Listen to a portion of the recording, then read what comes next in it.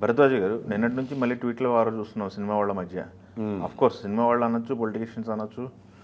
పవన్ కళ్యాణ్ చేసినటువంటి ట్వీట్కి ప్రకాష్ రాజు రెస్పాండ్ అవ్వటం, దానిపైన ఇప్పుడు ప్రకాష్ రాజు కౌంటర్గా మంచు విష్ణు ఒక ట్వీట్ చేయటం, మళ్ళీ ప్రకాష్ రాజు రెస్పాండ్ అయ్యి విష్ణుకుమార్ రిప్లై ఇవ్వటం, ఇవన్నీ చూస్తుంటే ఏమనిపిస్తుంది? తిరుమల ప్రసాదానికి సంబంధించి ఒక వివాదం రాజకీయ రంగంలో జరుగుతోంది.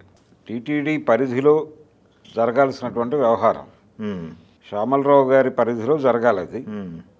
కానీ దాన్ని తెలుగుదేశం అధికార ప్రతినిధి మాట్లాడటము, తర్వాత ముఖ్యమంత్రి గారు రియాక్ట్ అవ్వటము, దాని మీద ఆయన చేసినటువంటి ప్రసంగం రాజకీయ రంగంలో ప్రకంపనలు క్రియేట్ చేసింది.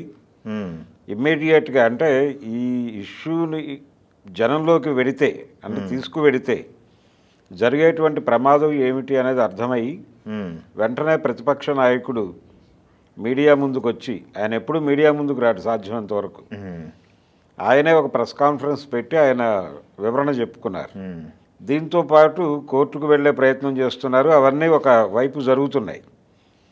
అయితే ఈ క్రమంలోనే అంటే ఇక్కడ ప్రధానమైన ఇష్యూ ఏమిటి, తిరుమల తిరుపతి ప్రసాదం తయారు చేసేటువంటి ప్రాంతానికి వెళ్ళేటువంటి నేతిలో కల్తీ జరిగింది అనేది. ఈ కల్తీ ఏ లెవెల్లో జరిగింది అనే దానికి సంబంధించి జంతువుల తాలూకా కొవ్వు దానిలోకి చేరింది, అది కల్తీ చేసి పంపించారు. వాటినే అపవిత్రం జరిగిందని లడ్డూలు వీటిల్లో అన్నిట్లోనూ అదే వాడుతున్నారు. ఇదే భక్తులకి పెడుతున్నారు. భక్తులకి పెట్టడం మాత్రమే కాదు, వెంకటేశ్వర స్వామి వారికి కూడా ఇదే నివేదన పెడుతున్నారు అనేది గొడవ. సో తిరుమల తిరుపతి దేవస్థానం అంటే ఆలయ పవిత్రత, వీటన్నిటికీ సంబంధించినటువంటి ఒక వివాదం నడుస్తోంది. దాదాపు 100 కోట్ల మంది మనోభావాలు అంటే భారతదేశ వ్యాప్తంగానే కాదు, ప్రపంచవ్యాప్తంగా ఉన్నటువంటి భక్తులు, వీళ్ళందరి మనోభావాలు గాయపడుతున్నాయి అనేది ఇష్యూ. అఫ్కోర్స్ అంబానీ దగ్గర నుంచి అట్టడుగు స్థాయి ప్రతి ఒక్కళ్ళు స్వామివారిని దర్శించుకొని బ్లెస్సింగ్స్ తీసుకుంటారు, ప్రధాని నుంచి కార్పొరేటర్ వరకు. సినిమా వాళ్ళకి ఇంకొంచెం ఎక్కువ సెంటిమెంట్ ఉంది, అటాచ్మెంట్ ఉంది.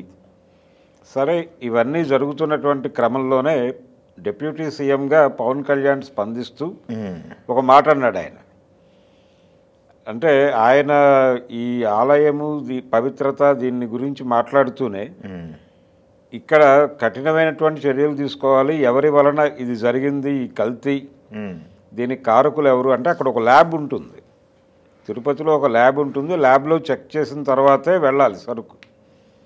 ఎక్కడ లోపం జరిగింది, లోపం జరగటానికి కారకులు ఎవరు, దీని మీద సమగ్రంగా దర్యాప్తు జరిపి దోషుల్ని శిక్షించటంలో మనం అప్రమత్తంగా ఉండాలి అని ఆయన చెప్పాడు. చెప్పి దాంతో పాటు ఒక సనాతన ధర్మ పరిరక్షణకు ఒక వేదికను ఏర్పాటు చేయాల్సిన అవసరం కూడా ఉంది అన్నాడు ఆయన.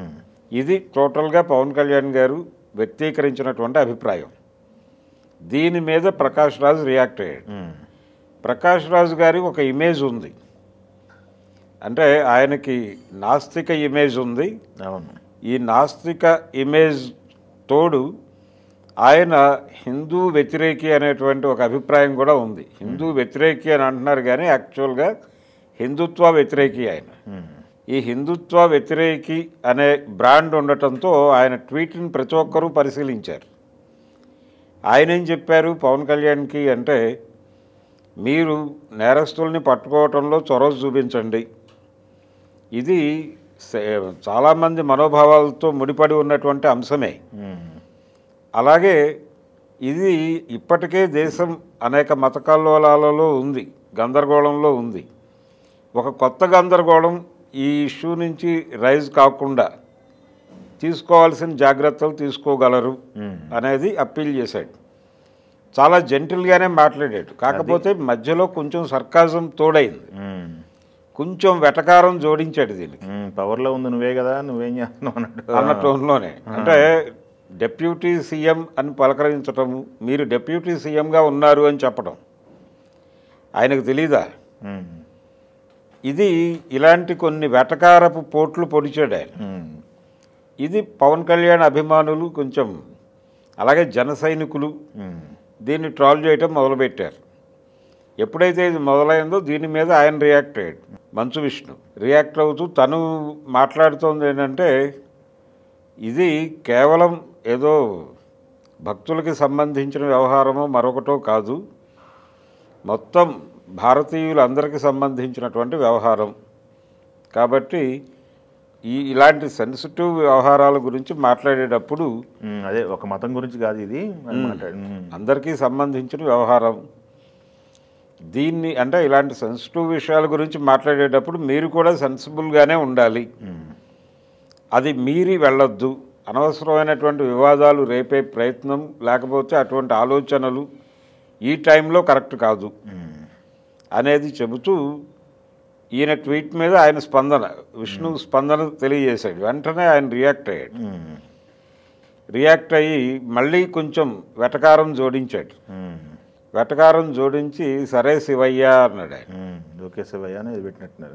ఆ శివయ్య అనేది సాగదీశాడు, 4 వైలు 4 ఏలు పెట్టి. ఈ సాగదీసి సరే నువ్వు చెప్పినట్టే చేస్తానులే, నేను ఇంకా మాట్లాడను అన్న టైప్లో ఆయనకు రిప్లై ఇచ్చాడు. కానీ ఆయన అలా ఊరుకుంటాడు అని అనుకోవడానికి వీల్లేదు. అంటే తన వరకు, మంచు విష్ణు వరకు ఆ రిప్లై ఇచ్చాడు ఆయన. కానీ దీని మీద జరుగుతున్నటువంటి ఇతర చర్చల మీద ఆయన ఒక బహిరంగ ప్రకటన చేసే అవకాశం కూడా ఉంది ప్రకాష్ రాజ్. అంటే తన ట్వీట్ని జనాలందరికీ అర్థం చేయిస్తూ ఏదో మాట్లాడే ప్రయత్నం చేస్తాడు ఎక్కడో చోట. వివాదం ముదురుతోంది అనేది అర్థమవుతోంది నెమ్మదిగా. దీనివైపు అందరి చూపు ఉంది, ప్రతి ఒక్కరూ దీని మీద స్పందిస్తున్నారు. ఇప్పుడు రాజకీయంగా ఇది తన పార్టీని తీవ్రమైన ఇబ్బందుల్లోకి నెట్టేస్తుంది అనేటువంటి భయం వైసీపీకి ఉంది. ఈ భయాందోళనల మధ్య ఇప్పుడు జరగవలసింది ఏమిటి అంటే, ఇమ్మీడియట్గా ఒక ఫ్యాక్ట్ ఫైండింగ్ కమిటీ వేయాల్సిన అవసరం ఉంది. అక్కడ నిజ నిర్ధారణ కమిటీ, ఎవరి టైంలో ఎలా జరిగింది ఇది, ఈ టెండర్లు పాడింది ఎవరు అంటే 23లో జరిగింది ఇది. 23లో నందిని అనేటువంటి సంస్థ కర్ణాటక డైరీ నుంచి జరిగేది సరఫరా అంతా. 50 సంవత్సరాల నుంచి వాళ్ళే సరఫరా చేస్తున్నారు. ఈ ధరలకు సంబంధించినటువంటి గొడవ వచ్చి వాళ్ళు తప్పుకున్నారు సీన్లో నుంచి. రివర్స్ టెండరింగ్ ఏది జరిగినట్టు ఉంది కదా. దాంతో వీళ్ళు వచ్చారు టెండర్లోకి, కొత్త సరఫరాదారులు వచ్చారు. ఈ కొత్త సరఫరాదారులు వచ్చిన తర్వాత జరిగినటువంటి ఇబ్బంది ఇది.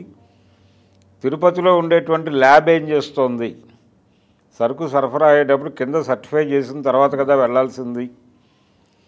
కింద సర్టిఫికేషన్ ఎలా ఇచ్చారు, ఇక్కడి నుంచి ఎవరెవరి పాత్ర ఉందనేది తేలాలి.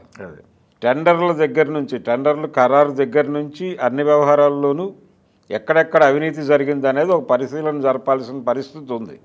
దర్యాప్తు, ఈ దర్యాప్తు చేయటానికి ఒక సిట్టింగ్ జడ్జి నేతృత్వంలో ఒక ఫ్యాక్ట్ ఫైండింగ్ కమిటీ వేయండి అనేది ఒక డిమాండ్ ఉంది. అది ఎలాగూ జరుగుతుంది.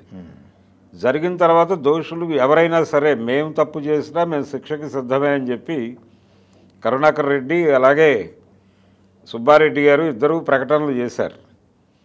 కాబట్టి ఎవరికి వాళ్ళకి ఇప్పుడు లైఫ్ అండ్ డెత్ ఇష్యూగా మారింది అవతల పక్షానికి. అది సీరియస్గానే టేకప్ చేస్తున్నారు వాళ్ళు కూడా. కాబట్టి ఇప్పుడు ఆ కమిటీ వేసే వరకు ఈ వివాదం నడుస్తూనే ఉంటుంది. ప్రకాష్ రాజ్ గారు ఇంతటితో దీన్ని వదిలేస్తాడని అనుకోవడానికి లేదు. ఆయన మళ్ళీ ఒక ప్రకటన చేసే ఛాన్స్ అయితే ఉంది.